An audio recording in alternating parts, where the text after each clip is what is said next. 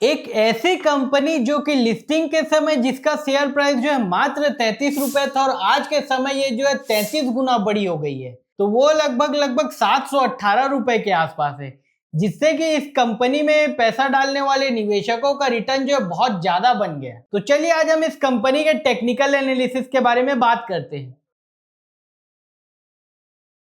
इस कंपनी का नाम है जीना सीखो लाइफ केयर लिमिटेड। तो जैसा कि आप लोग इस कंपनी के शेयर प्राइस को देख पा रहे होंगे, इसका शेयर प्राइस जो है ऑल टाइम हाई बना रहा है, जिसको कि हमने डिनोट किया है पर्टिकुलर एरो से। इसी के साथ साथ इस कंपनी के शेयर प्राइस के बारे में बात कर ले हम, तो ये 20 पीरियड मूविंग एवरेज के ऊपर है, जो कि इसे बताने की कोशिश कर रहे हैं कि इसका शेयर प्राइस जो है बहुत ज्यादा मोमेंटम में है। इसके साथ साथ आप आरएसआई की बात कर ले तो उसके वैल्यू को अगर जाके थोड़ा बारीकी से देखें तो इसकी वैल्यू जो है लगभग 80 के आसपास है, जो कि इसे हाइपर बुलिश मोड में बताता है। आरएसआई में हम मूविंग एवरेज को देखने की कोशिश करें तो ये अपने 20 पीरियड मूविंग एवरेज के भी ऊपर है, जो कि मोमेंटम की कंटिन्यूटी को बताता है। इसी के साथ इसके टॉप लाइन और बॉटम लाइन की बात कर ले, जो कि एक प्रकार से पेट्रोल का काम करती है इस कंपनी के शेयर प्राइस को दौड़ाने के लिए। तो यहाँ पर भी इसे हमने ब्लैक कलर के सर्कल से डिनोट किया है, वो भी कंसिस्टेंटली जो है बढ़ता ही जा रहा है, जिसके कारण इसका जो अर्निंग है वो बढ़ रहा है और इस अर्निंग के चलते इस कंपनी का शेयर प्राइस जो है बढ़ रहा है।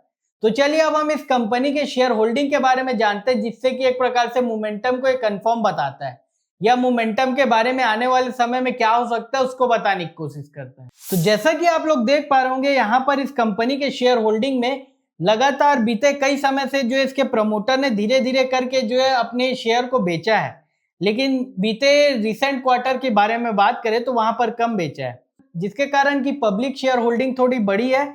और यहाँ पर एफआईआई का नंबर देखें तो एफआईआई की शेयर होल्डिंग में जो है ड्रास्टिक इंक्रीज हुआ है, जो कि एक प्रकार से बहुत ज्यादा पॉजिटिव है। इसके साथ साथ डीआईआई के बारे में बात कर ले तो रिसेंट क्वार्टर में डीआईआई ने भी जो है माल धीरे धीरे करके लिया है।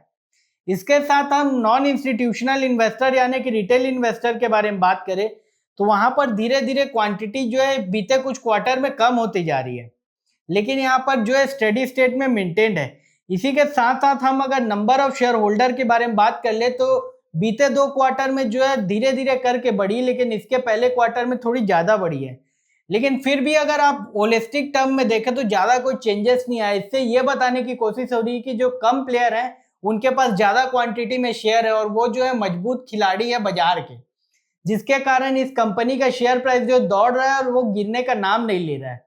इस कंपनी के फंडामेंटल के बारे में बात करें तो ये कंपनी जो है लगभग 9000 करोड़ के आसपास की है, यानी कि ये एक प्रकार से स्मॉल कैप कंपनी की श्रेणी में आ जाती है। इसकी अर्निंग पर शेयर की बात करें तो वो 7.3 के आसपास है और प्राइस अर्निंग रेशियो की बात करें तो वो 99 के आसपास है, जो कि लगभग जो है 100 का मान सकते हैं हम लोग, जो कि हायर साइड में, और इसे एक प्रकार से महंगा बताने की कोशिश कर रहा है।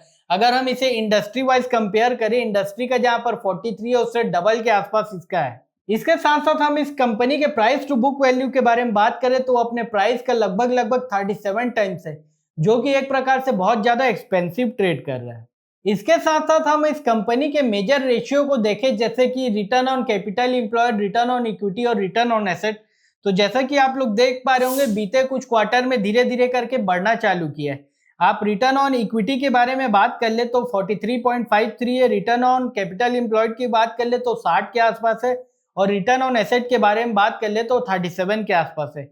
अगर आप इसे पिछले क्वार्टर से कंपेयर करें तो यहाँ पर सिग्निफिकेंट जो है जंप हो रहा है, जो कि एक प्रकार से पॉजिटिव बताता है इस पर्टिकुलर कंपनी के लिए। इसके बाद हम इस कंपनी के फाइनेंशियल के बारे में बात कर ले तो जिसको कि हमने वाटरमार्क रेड कलर से भी डिनोट किया है। बीते कुछ क्वार्टर से इस कंपनी का रिवेन्यू जो है धीरे धीरे करके बहुत अच्छे स्पीड से बढ़ रहा है। इसके साथ साथ आप अगर ऑपरेटिंग प्रॉफिट के बारे में बात कर ले तो वहां पर भी अच्छी जंप आई है, लगभग 78.8 करोड़ की, इसके पहले जो है 46 करोड़ की थी। और ऑपरेटिंग प्रॉफिट मार्जिन के बारे में बात कर ले तो जो कि पहले 33% था वो बढ़ के हो गया 45%, जिसके कारण कि कई सारे ऑपरेशनल मैट्रिक्स जो है इंप्रूव हो चुके हैं इस कंपनी के। इसी के साथ साथ प्रॉफिट बिफोर टैक्स और प्रॉफिट आफ्टर टैक्स वहां पर भी अच्छी ग्रोथ हुई है। लेकिन यहाँ पर देख पा रहे होंगे ईपीएस का डेटा गायब है। इसे हम जो है इसके पर्टिकुलर इन्वेस्टर प्रेजेंटेशन में जाके देखेंगे, जहां पर कि हमें और अच्छी पिक्चर क्लियर पता चलेगी।